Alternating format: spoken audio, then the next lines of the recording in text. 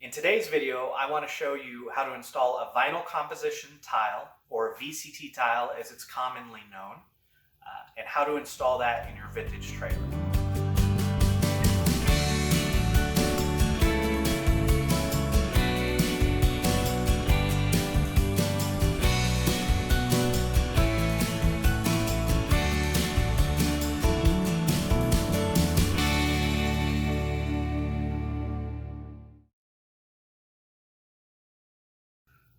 So when I say a VCT tile, what I'm talking about is this. These are VCT tiles. These are the colors that we chose. We'll do a checkerboard pattern throughout the trailer.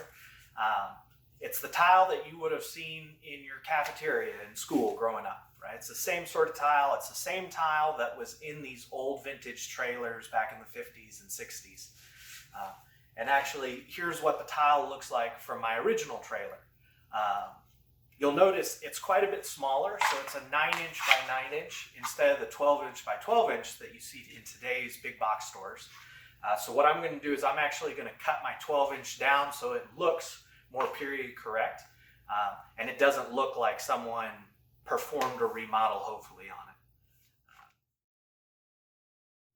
So one of the biggest mistakes I've seen actually with VCT tile when I'm looking at these videos is people talk about how they glue it down and it stays tacky for days or weeks even at a time. The most important part is letting the glue cure. So it's very important that you select the proper glue. And so the first thing I had done is I had picked the tiles that we wanted to be using. And then I went to the manufacturer of the tile and asked what was going to be the appropriate glue for this specific VCT tile onto a wood surface. And so for that, it's this 2057 glue, okay?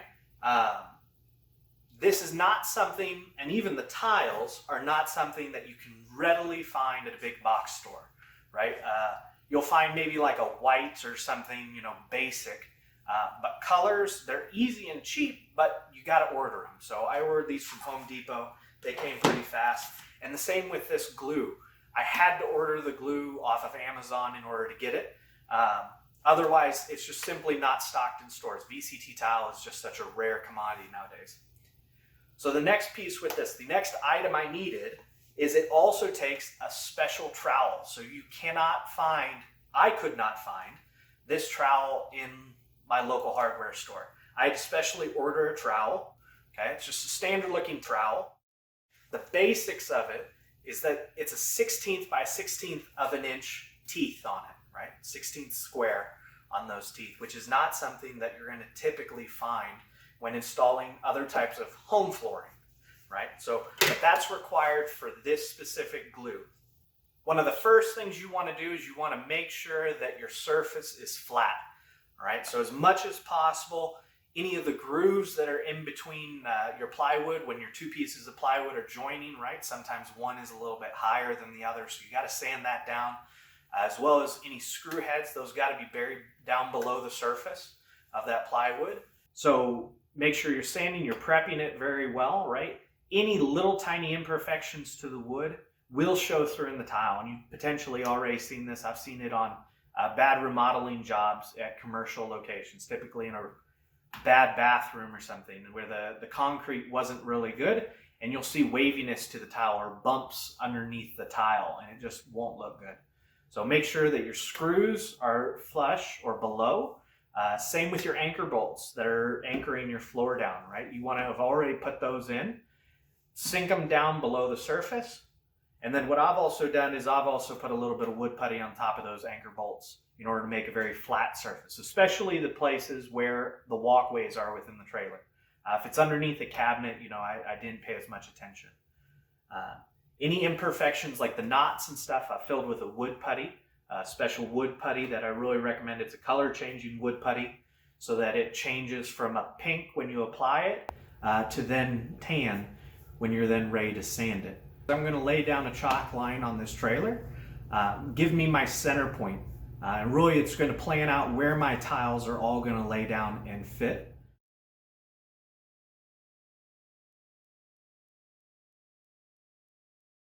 Make sure that all the dust is off of the trailer before you apply the glue.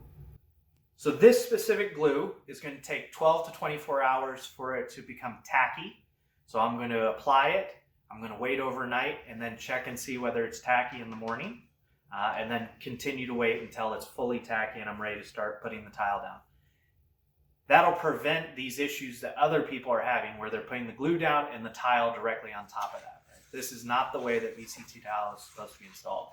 The glue goes on first, it then cures, becomes tacky, it'll become more transparent, and then you can install the tiles on it, and then they'll stick immediately onto it. When we touch our finger to it, if any glue comes up onto our finger, then it is still not dry enough. You also want to install these tiles over seams. So, you're going to have two pieces of plywood come together. You don't want to have it up against one tile on one piece of plywood and one tile on another piece of plywood. You actually want to straddle that seam a little bit. And that'll help to prevent the floor seams from showing later on as kind of expansion occurs within your trailer.